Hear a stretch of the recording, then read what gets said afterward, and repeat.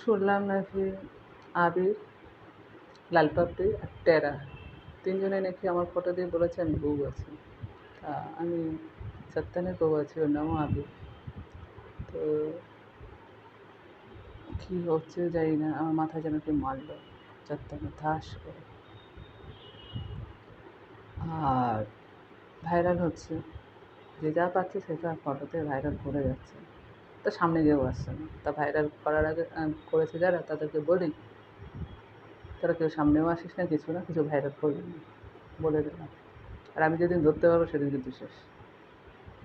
তার কারণ হচ্ছে ভাইরাল, আমার ফটো দিয়ে ভাইরাল করে নিজেদের কী অবস্থায় আনতে চাইছে আমি ঠিক জানি না, বলতে পারছি না। বাট